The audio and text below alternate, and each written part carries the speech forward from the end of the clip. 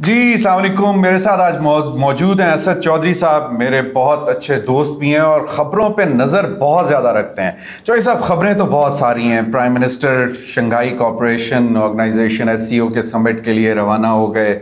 वहाँ पे उनकी सदर पुतिन और चाइनीज़ सदर के साथ मीटिंग्स भी शेड्यूल हो गई हैं साइडलाइंस पे। वो भी एक बड़ी डेवलपमेंट है। उसके बाद फिर 9 मई के हवाले से जो मामला चल रहे हैं, सज़ाएं हो रही हैं, वो एक सियासी तौर पर बड़ी डेवलपमेंट है। फिर जो ब्रसल्स से एक खबर क्या चली, कॉलम चला सुहेल वड़ाई साहब का, वो सेंसेशनलाइज हुआ है और उस पर बहुत मुख्तलिफ किस्म की आरा आ रही हैं, वो भी हैं ख़बरें। और फिर जो डोमेस्टिक सीन है पॉलिटिक्स का, वो तो आपको मालूम है, वो तो as it is highs and lows चल रहा है और ब्लेम गेम भी चल रही है। और ब्लेम गेम जो चल रही है वो चल रही है जो KP में जो तबाहकारियाँ हुई हैं क्लाउड बर्स्ट के बाद, फ्लैश फ्लडिंग के बाद, गांव के गांव पूरे हो गए। तो बाकी तो हैं, लेकिन मैं ये समझता हूँ कि आज हमें ज़रा थोड़ा सा ज़्यादा इस पर फोकस करने की ज़रूरत है कि क्या ब्लेम गेम चल रही है या कैपेसिटी नहीं है, अर्ली वार्निंग सिस्टम नहीं है। इतने सारे इश्यूज, क्लाइमेट चेंज का हम जब से होश संभाला है सुनते आ रहे हैं। पहले जी के ओजोन लेयर ख़त्म हो रही है, फिर क्लाइमेट चेंज आ गया, फिर एनवायरमेंटल हैज़र्ड्स, फिर इंडस्ट्रियलाइजेशन, फिर पाकिस्तान ने क्या क्या नहीं किया जनाब। जो कुछ भी है, इंटरनेशनल स्टैंडर्ड्स के मुताबिक तो पाकिस्तान हार्डली 0.02% कंट्रीब्यूट करता है, लेकिन इम्पैक्ट आता है। तो जिस तरह अगर KP में ये हुआ है, तो ये सिर्फ KP का तो गलती नहीं है कि KP में ये क्लाउड बर्स्ट हुआ है। तो आपको क्या लगता है कि ये, एक तो अमवात का फिगर भी देख लें, अब तकरीबन 700 के करीब पहुंचा हुआ है और अभी तक डेड बॉडीज ढूंढने में लगे हुए हैं, क्योंकि जो फ्लैश फ्लड के साथ गांव गए हैं उनकी तादाद कम से कम हज़ारों में है और 1000 के करीब कह रहे हैं कि जी जो ज़ख्मी हैं अभी तक, और अरबों रुपए का नुकसान हो चुका हुआ। बिल्कुल सर, बहुत शुक्रिया एक तो कि मैं आपके साथ बैठ थैंक यू सर। 700 के करीब जो है अमवात वो अभी तक रिपोर्ट हुई हैं, लेकिन ज़ाहिर है बहुत सारी लाशें जो हैं दबी हुई हैं। बुनीर के अंदर हम देखें तो ज़ाहिर है मुख्तलिफ सहाफ़ी वहाँ पे गए हुए हैं। हामिद मीर साहब ने वहाँ से प्रोग्राम किया बुनीर से, और उन्होंने जाकर रिपोर्ट किया। बहुत सारे लोग जो जिनके पास टाइम हो वो ज़रूर जाएं, और मीर साहब का वो शो उनके यूट्यूब पे ऑब्वियसली पड़ा होगा, वो जाके देखें तो बहुत सारी चीज़ें समझने का जो है मौका मिलेगा। वहाँ पे एक चीज़ तो इस्टेब्लिश ये हुई कि दरख्तों की जो कटाई है वो इतनी ज़्यादा हुई है कि तबाही की सबसे बड़ी वजह जो है वो दरख्तों की कटाई बन रही है, डिफॉरेस्टेशन बन रही है। एक मिनट तो वो बिलियन ट्री सुनामी का मैं बिल्कुल ये सारी डिटेल्स मैं थोड़ी सी मैंने कुछ लिखी है जो मैं उसके ऊपर आऊँगा। सर, जो रिपोर्टेडली जो आज़ाद ज़राए जिसको हम कहते हैं, वहाँ पे कोई 400 से 500 लोग हैं ओवरऑल मुल्क भर में। वो कश्मीर है, वो GB है, वो KPK है, या कोई भी पाकिस्तान का दूसरा इलाका है, तो तकरीबन 300 से 400 और कुछ लोग इसको 500 कह रहे हैं अफराद अभी तक लापता हैं, जिनके बारे में नहीं पता कि वो बचे हैं, पानी में दब गए हैं, क्योंकि कम्युनिकेशन जो है उस तरीके से नहीं है। लोकल्स हैं या जो बाकी मुल्क से गए हुए थे वहां पे? सर, लोकल्स भी हैं उसमें और कुछ जो सयाह भी, ज़ाहिर बात है उसमें सयाह भी होंगे। अच्छा, अब 700 के करीब अमवात जो हैं वो रिपोर्ट हो चुकी हैं मुख्तलिफ इलाकों में। जहाँ पे लोग मौजूद हैं वहाँ पे ज़मीन से अब स्मेल आना शुरू हो गई है। ऑब्वियसली बहुत सारी बड़ी तादाद के अंदर तो जो जानवर हैं वो भी उस वहाँ पे दब गए होंगे, और क्योंकि हमने देखा कि 6 फुट 10 फुट 8 फुट मतलब वो गाड़ियाँ लोगों की मिट्टी में से निकल रही हैं। सो हम उसको अगर समझने के लिए ज़रा सोचें तो गाड़ियाँ दब गई हैं। इतना इस किस्म का जो फ्लैश फ्लड था, और इतने बड़े बड़े पत्थर, जो बड़े ये जो डंपर्स होते हैं वो नहीं उठा सकते, क्रेन्स जिन पत्थरों को नहीं उठा सकती, पानी उन पत्थरों को बहा के उन इलाकों तक लेकर आया है, और जो दरख्त टूटे उसमें आए वो आए, फिर मिट्टी क़यामत सुगरा जो है ना, हम कह सकते हैं कि जो वहाँ की सिचुएशन बनी है। अच्छा ज़मीर साहब, अब इसमें जो चीज़ें देखने की हैं, मुख्तलफ वो इलाके जहाँ पे दरख्तों की कटाई बहुत ज़्यादा हुई है, डिफॉरेस्टेशन बहुत ज़्यादा हुई है, वहाँ पे नुकसान की शिद्दत जो है वो दीगर इलाकों की निस्बत ज़्यादा है। अच्छा, मीर साहब ने भी अपने प्रोग्राम के अंदर जाके वो उन्होंने विजुअल्स भी दिखाए हैं और स्टैब्लिश कर किया है और बाकायदा बताया है कि कहाँ कहाँ दरख्तों की जड़ें हैं जिन्होंने उस मिट्टी को वहाँ से नहीं हिलने दिया, और ज़ाहिर है वो लोगों की बचत हो गई, और कहाँ कहाँ पे यानी नुकसान ज़्यादा हो गया। अच्छा सर, अब इसमें मसला जो सबसे बड़ा है ना वो ये है कि प्रायोरिटीज़ तरजीहात, क्या हुकूमत पाकिस्तान की, क्या पाकिस्तान की किसी सियासी जमात की यह तरजीह है? मैं इसमें पीटीआई को मार्जिन ज़रूर दूंगा कि बिलियनटरी सुनामी इमरान खान ने किया। मेरा ख्याल है, मेरा ज़ाती ख्याल है कि वो माहौल के लिए कुछ बढ़ के करना चाहते हैं, लेकिन ज़ाहिर है हमारे जिस तरह का सिस्टम है निज़ाम है, वो अलाउ नहीं करता। टिम्बर माफिया बेसिकली आप अरबों दरख्त लगाते रहें और उसी तादाद से अगर कट रहे हैं, और एक दरख्त ने टाइम लेना है, 10-15 साल लगते हैं कटने में, एक लम्हा लगता है और बड़ा होने में उसको एक नस्ल जो है गुजर जाती है। तो खान साहब के दौर में ज्यादा नहीं तो 64 करोड़ भी बताया जाता है, 70 करोड़ के करीब बताया जाता है जो दरख्त लगे थे। जिसको मुख्तलिफ दुनिया के जो अदारे हैं उन्होंने एडमायर भी किया कि हाँ जी, और बड़ा वो ज़बरदस्त प्रोजेक्ट था। लेकिन सर इसी दौर में जब गंडापुर खैबर पख्तूनख्वा के वज़ीर आला हैं, मैंने मुतअद्दिद ट्वीट्स इसके ऊपर कर रखे हैं, मुख्तलिफ लोगों के ट्वीट्स आप जाके साफियों को देखें तो वो रिपोर्ट करते रहे कि टिम्बर माफिया है, दरख्तों को काटा जा रहा है, हुकूमत में शामिल लोग दरख्तों को काटते रहे हैं, या किसी ना किसी तरीके से पॉलिटिकल सपोर्ट वो लोग हासिल कर लेते हैं। तो जंगलात की जो महकमा है वो हो या पुलिस हो, कोई कार्रवाई नहीं होती। बल्कि हमने ऐसा भी देखा, एक दो इस तरह के भी इंसिडेंट्स हुए कि जहां पे टिम्बर माफिया के खिलाफ रिपोर्टिंग करने वाले जो लोग थे उनके खिलाफ FIR जो हैं वो दर्ज की गई, गायब भी हो गए बहुत से रिपोर्टर्स जिन्होंने रिपोर्ट की। एक चीज मैं छोटी सी बताता चलूं असद यहाँ पे क्विकली, आपने टिम्बर माफिया का जिक्र किया क्योंकि मुझे याद है ये आज से 8-10 साल पुरानी बात है। उसमें यह था कि किसी ने अपना घर बनाना था तो उसने कहा कि मुझे अच्छी लकड़ी चाहिए, तो ये चित्राल और यही एरियाज इधर से अलाई सवात के ऊपर आगे, वहां से उन्होंने लोगों को कांटेक्ट किया। उन्होंने कहा कि जी बैंड है जो लकड़ी, जो दरख्त काटा नहीं जा सकता, उसकी लकड़ी आपको आपके डोर स्टेप पे पहुंचाऊंगा, लेकिन उसकी कीमत ये होगी। और वो ट्रकों के ट्रक पहुंचे, तो कहां से वो कटे कहां तक पहुंचे। अब आप देखें, यानी कि मैं सेटल्ड एरिया इस पिंडी की बात कर रहा हूं, तो फिर आप देख लें कितना स्ट्रांग है टिम्बर। हमने दोस्तों के साथ विजिट किया कालाम, और उसके ऊपर वो मॉडर्न लेक है उन एरियाज का, तो वहाँ पे कुछ लोग हमें मिले जिनसे हमने पूछा, वो देयार की लकड़ थी कि यार ये कैसे पहुँच सकती है हमारे इलाकों में, मुल्तान में कैसे पहुँचेगी, भावलपुर में कैसे पहुँचेगी। तो उन्होंने कहा कि ठीक है, आप बुकिंग करवाएं, आप पे करें तो आपके घर पहुँच जाएगी, हाँ पहुँचाना हमारा काम है। सो ये सर बातें हैं, यहाँ पे पूछने वाला कोई नहीं होता। अब मुद्दा क्या है? मुद्दा यह है कि KP के गवर्नमेंट जो है उसके लोग इसमें शामिल रहे, टिम्बर माफिया की सरपरस्ती करते रहे। KP के गवर्नमेंट, PTI के अलावा जो सियासी जमातें हैं वो इस काम में बड़ी बढ़ चढ़ के मुलव्वस हैं। बिल्कुल सही। दरख्त जो हैं उनको उजाड़ा गया। सर कश्मीर में यानी आज़ादी से पहले वो हरी सिंह थे गालबन, जो आखिरी इनके राजा थे, उस दौर तक कश्मीर के अंदर अगर आप दरख्त को काटते थे तो उसकी सज़ा जो है वो उम्र कैद बताई जाती थी। तो हमने क्या लेजिस्लेशन की है सरकारी दरख्तों को काटने के हवाले से? हमने क्या लेजिस्लेशन की है? KPK में क्या कवानीन है, पंजाब में क्या कवानीन है? आप 2-2, 3-3 ट्रक भर के ले जाएं लकड़ के और जाके कुछ पैसे दें SHO को, तो कोई कार्रवाई नहीं होती है। जंगलात के महकमे को दें। यानी हम अपने इलाकों को देख लें, जनूबी पंजाब से मेरा ताल्लुक है, हम नहरों के ऊपर देखा करते थे आज से 10 साल पहले, 15 साल पहले बड़े शीशम के दरख्त होते थे, बड़े बड़े दरख्त, यानी 50-50, 40-40 साल जिनकी उम्रें होती थी। अब वो नहरें वीरान हो चुकी हैं, बिल्कुल आपको दरख्त नहीं मिलता किसी तरफ। गैस थी नहीं, लोगों ने एक तो इसलिए भी काटा, लकड़ महंगी थी, लोगों ने इसलिए भी काटा। सही है। कह के मुख्तलिफ लोगों ने, इंटरनेट भरा पड़ा है, आप सोशल मीडिया जाके देखें, यूट्यूब जाके देखें, लोग बताते हैं कि यहाँ पे दरख्त लग सकते हैं, यहाँ पे दरख्त लग सकते हैं। एक सिंपल डिबेट आपने भी सुनी होगी कि यार इस्लामाबाद से लाहौर जो मोटरवे है इसके तरफ इतनी जगह खाली है तो वहां पे दरख्त लग जाने चाहिए, कितना दरख्तों के अंदर इजाफा हो जाएगा, माहौल को कितना फायदा। बट क्या ये हमारी तरजीह है? क्या ये हमारी तरजीह 1, 2, 3, 10 नंबर तक आप आ जाएं, क्या ये तरजीह है? और इसमें जो और ज्यादा बढ़ के बात है सर, दहशतगर्दी से क्या 700 लोग मरे हैं पाकिस्तान में, 700 लोग शहीद हुए हैं इस साल अभी नहीं। हाँ। मतलब हम टोटल नंबर उठाएं तो शायद वो नंबर कम होगा। क्लाइमेट चेंज की वजह से, मौसमियाती तब्दीलियों की वजह से, माहौलियाती तब्दीलियों की वजह से जो नंबर है लोगों के अमवात का वो बहुत ज्यादा है। जनूबी पंजाब में इस टाइम तौसा शरीफ, इसके इर्द गिर्द जो तौसा बिराज, वहां पे ऊंचे दर्जे का डाउन स्ट्रीम जा रहा है, नीचे जाएगा ना सर, डाउन कंट्री। लियाकतपुर के इलाका है, वो दरिया गुजर रहा है, कटाव है, लोगों की हज़ार एकड़ जमीन जो है वो दरिया की नजर हो चुकी है। लेकिन हुकूमतों की तरजीह वो नहीं है। हुकूमतों ने ये साफ सुथरा प्रोजेक्ट पंजाब में शुरू हुआ, आप उठा के देखें, कोई भी साफी स्टोरी करे, देखें कि वो कितने अरब उसके लिए हैं और तालीम के लिए कितने पैसे हैं। आप देखें वो साफ सुथरा प्रोजेक्ट जो है उसके लिए कितने पैसे हैं और पंजाब में सेहत के लिए कितने पैसे हैं।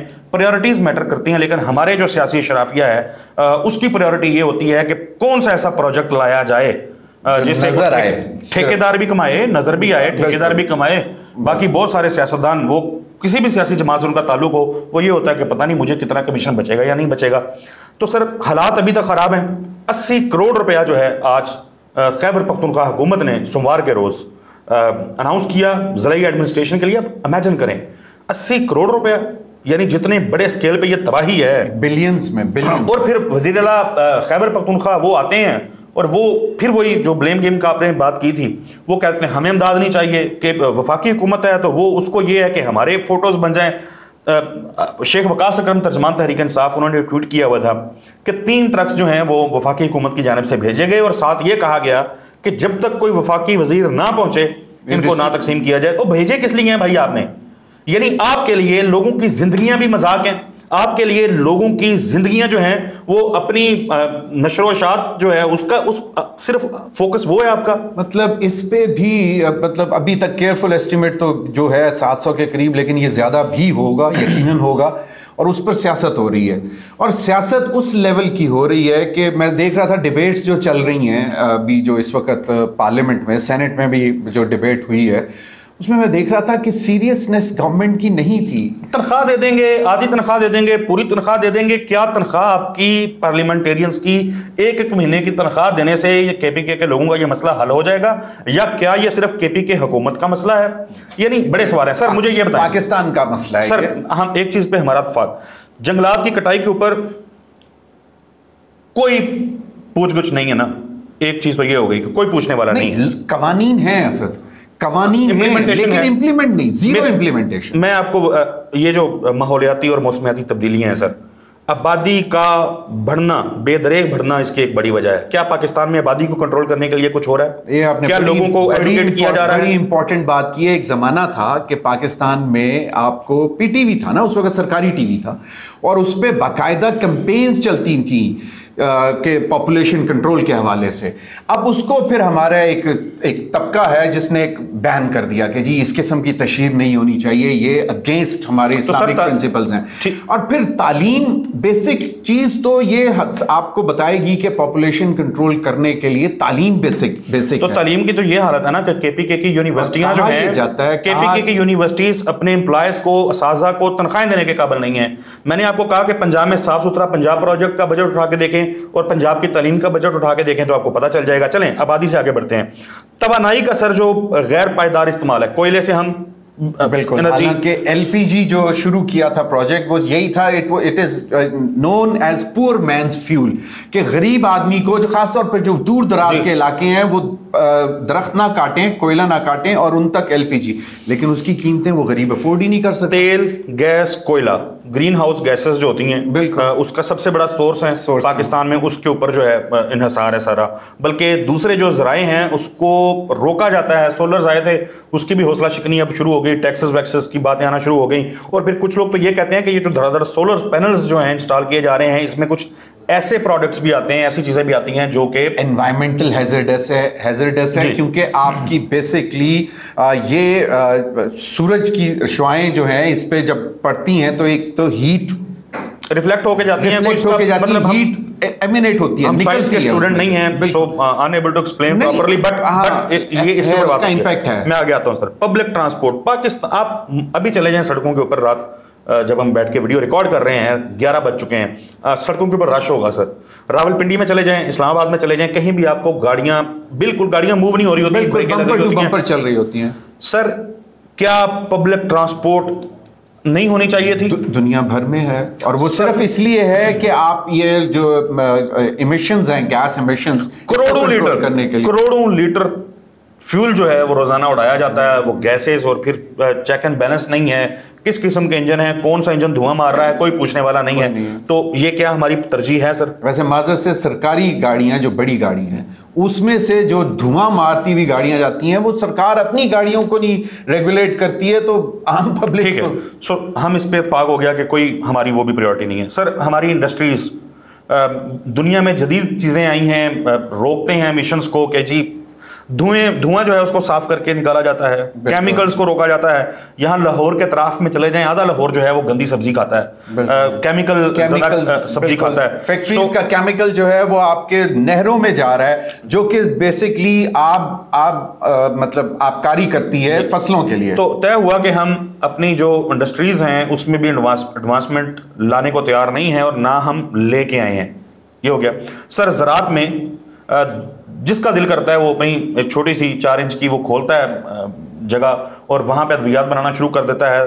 2 नंबर केमिकल, 2 नंबर खादें, अगर 2 नंबर नहीं भी हैं तो सर वो इतनी हार्मफुल हैं, माहौल को तबाह करने में उसका एक बहुत बड़ा कंट्रीब्यूशन है। दुनिया बहुत आगे चली गई हुई है, एडवांस चीज़ें लेके आ रही है, हमारे यहाँ उसके ऊपर काम हो रहा है, हमारे यहाँ उसके ऊपर काम नहीं हो रहा। आगे चलते हैं सर। कचरा और प्लास्टिक, मैं चले 10 साल से तो हम देख रहे हैं कि यार बंद करें। एक सीजन आता है जी पाबंदी लग गई, फिर आता है जी पाबंदी हट गई, अब लग गई, अब हट गई। सर, आप ट्रेल्स के ऊपर चले जाएं इस्लामाबाद की, आपको वहां पे कचरा पड़ा हुआ, प्लास्टिक अन्नेवाह जिसको कहते हैं, पड़ा हुआ। और अच्छा, वो सारे सीवरेज को आके ब्लॉक करते हैं जिसकी वजह से पानी रुकता है और फिर एक शहरी के तौर पे क्या मेरी भी जिम्मेदारी नहीं है? चलो मेरी नहीं है, क्या हुकूमत ने इस चीज के ऊपर अमलदारी मेरी दुखती रग पे हाथ रख दिया, क्योंकि मैं इस्लामाबाद को देख रहा हूँ सिंस 70s, अर्ली 70s, और उस वक्त ये जो नाले नदियां जो थी छोटी छोटी, इसमें साफ पानी बहता था और मछलियां होती थी, रंगीन मछलियां होती थी, और हमने बचपन में उनको पकड़ा भी हुआ है। हम उन पार्क्स में जाके खेलते थे, उन जंगलों में जाके खेलते थे जहां से ये साफ पानी गुजरता था। लेकिन उसके बाद क्या हुआ? वो सब कचरा उसके अंदर डाला हुआ है, सब बंद हो रहा है, ब्लॉकेड। सर, F9 पार्क, वो हमने अंडरपास और वो फ्लाईओवर बनता जब देखा तो वहां पे इतना खूबसूरत एक जंगल था, वो कहां चले गए सर वो दरख्त? किसी ने पूछा सर कि ये क्यों तबाह कर रहे हो इस्लामाबाद को? किसको शौक चढ़ा है कि वो इस्लामाबाद को भी लाहौर बना दे, कंक्रीट का पहाड़ खड़ा कर दे, जहां दिल करता है मट्टी खोदी और अंडरपास बना दिया? मतलब इस किस्म के जो वही बात आ जाती है, तरजीहात आपकी क्या है? अर्बनाइजेशन, क्या किसी बंदे ने इस मुल्क में कोशिश की है ये बात करने की कि वसाइल की मुनसफाना तकसीम? जब हम बात करते हैं, मेरे जैसा बंदा बात करता है तो कहते हो तुसी जनूबी पंजाब वाले रोंदे रहंदे हो। हम कहते हैं कि भाई वसाइल की हमें ये अक्ल उस टाइम थी जब हम पढ़ते थे स्कूल कॉलेजेस में, पता था कि यार आप सारे वसाइल अगर लाहौर के ऊपर लगा रहे होंगे तो लोग मुल्तान में क्यों रुकेंगे, लोग बहावलपुर में, लोग दीगर जो शहर है पंजाब के या पाकिस्तान के, वहां क्यों रुकेंगे? जब वसाइल सारे कराची में होंगे या लाहौर में होंगे या इस्लामाबाद में होंगे। इसकी बड़ी एक इंपॉर्टेंट बात मैं आपको सर, अर्बनाइजेशन को किसी ने रोका? अर्बनाइजेशन को रोकने का एक मौसर तरीका अंग्रेज ने पाकिस्तान में क्या किया था? एक बड़ा शहर है, ठीक है, उसको एक्सपैंड नहीं होने देना, ठीक है, उसके बाद एक साइजेबल ग्रीन एरिया छोड़ना है, साइजेबल ग्रीन एरिया, जो कि उसके बाद एक सैटेलाइट टाउन बनेगा जिसमें तमाम सहूलियात होंगी, स्कूल, तालीम की, हेल्थ की, सीवरेज की, पानी की, तमाम फैसिलिटीज होंगी उस सैटेलाइट में। और जो दरमियान में ग्रीन एरिया होगा वो क्यों छोड़ते थे? वो एक तो ये बड़ी वजह थी कि वहां पे जो पानी का गुजर है वो भी रहे, और दूसरा वहां पे फसलें लगें, ग्रीन रहे, ताकि दोनों साइडों के जो शहर है बड़ा और जो सैटेलाइट टाउन बना है उसको कैटर कर सके वो ग्रीन एरिया। और ये इसी तरह Faisalabad was one satellite town जो बहुत पहले बना, उसके बाद फिर आपने ये रावलपिंडी का जो सैटेलाइट टाउन था ये भी इसी तरह बना। पिंडी जो एक पुराना पिंडी था, उसके बाद एक काफी कोई 5-10 किलोमीटर के बाद जो है 5-6 किलोमीटर के बाद दरमियान में वो ग्रीन एरिया छोड़ा गया।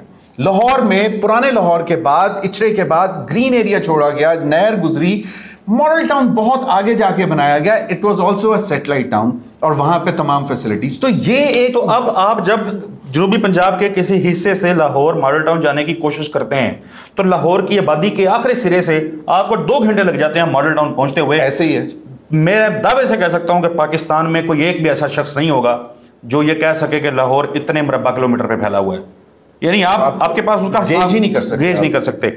आप इस्लामाबाद की बात कर लें, कहां टेक्सला, मिल गया ना सर, मिल गया, बीच में कुछ बचा, अटक मिल गया, बीच में अटक आ गया, बरसात समझ लें। तो अब आप देखें सर, इधर से जाएं खत्म ही नहीं होता, पता नहीं कहां तक इस्लामाबाद की हाउसिंग सोसाइटियां बिक रही हैं। मुल्तान सर, आमू के इतने जबरदस्त बागात थे, वो आज पता नहीं कहां चले गए, वहां पे बड़ी बड़ी हाउसिंग सोसाइटियां आ गई सर।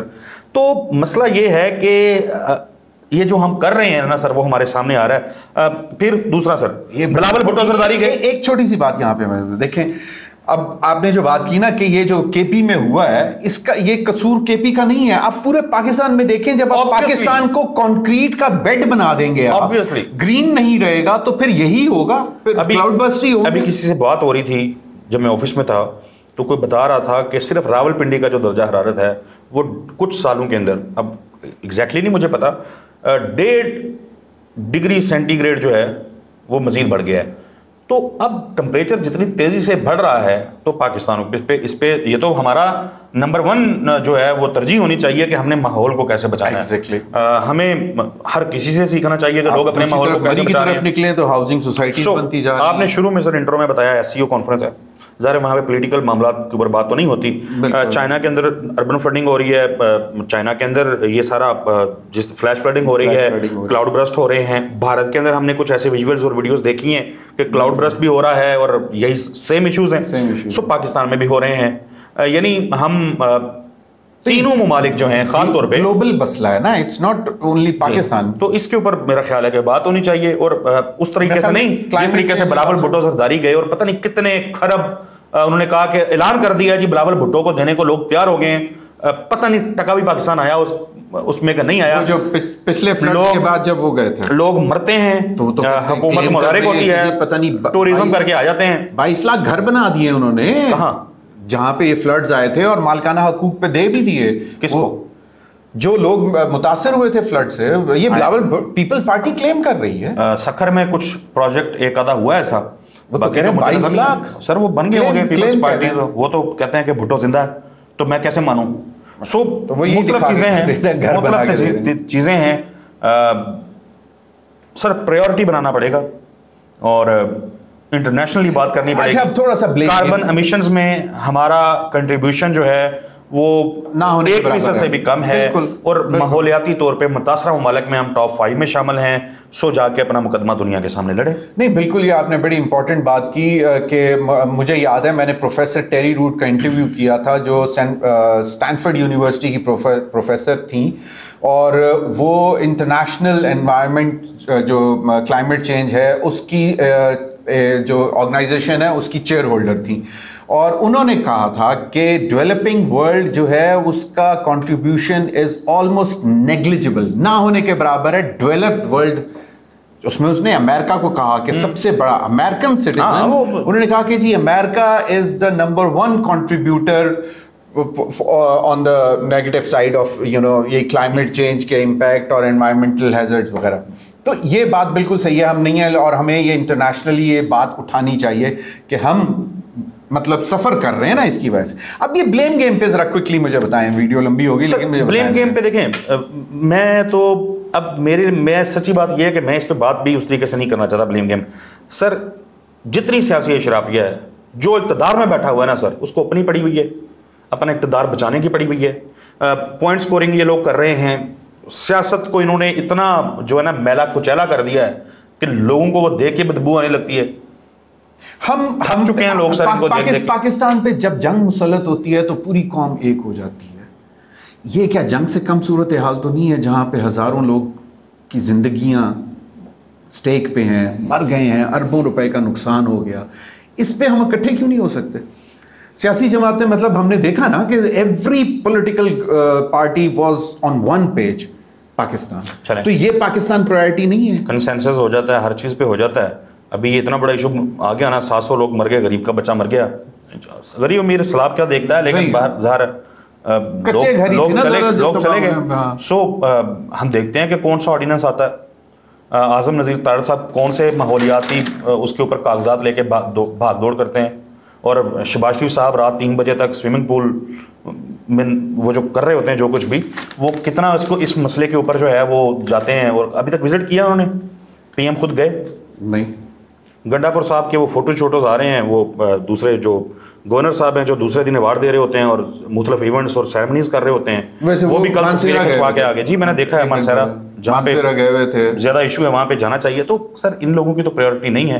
अगर कानून इस तरह का कोई बना लेते हैं सारे मिलके कि भाई गैर कानूनी तौर पे जो बंदा दरख्त काटता हुआ नजर आएगा या पकड़ा जाएगा, कोई फोर्स हैं मौजूद, उसको मजीद तकड़ा करें और कानून साजी करें कि जो दरख्त काटेगा उम्र कैद होगी। असद एक चीज, एक एग्जांपल सेट हो जाए तो पंजाबी च कहते हैं ना, जो एक नू पता मतलब ठिकाने ला दे तो बाकियां नू कन्न हो जाते हैं कि भाई डरो बचो।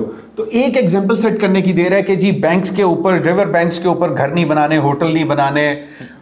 एक एग्जांपल कि एक को सही मानों में सजा हो जाए। देखा ना, मेरा और आपका तो कोई होटल नहीं है, अमीर मकाम साहब का बना हुआ है, पीटीए के भी बहुत सारे लोगों के जिनका बना हुआ होगा, कोई पूछने वाला नहीं है। और कुदरती बात है कि वो पैमाइश करने जाएं तो वो फिर पैमाइशें सारी उस तरह की हो जाती हैं कि नहीं जी जितों उन्होंने रेट शुरू होती है तो कानूनी हो जाता है। तो ये सर आपका मेरा मसला है, इस पे सियासी अशराफिया, मेरा नहीं ख्याल कि इतना कोई उनको लिए परेशानी है। चलें, थैंक यू असद चौधरी। फिर खैर सियासत वगैरह पे बाकी फिर कभी बात करेंगे, लेकिन ये क्योंकि इंपॉर्टेंट इशू था तो आपने क्योंकि बड़ी रिसर्च की थी, तो थैंक यू वेरी मच, बहुत बहुत शुक्रिया।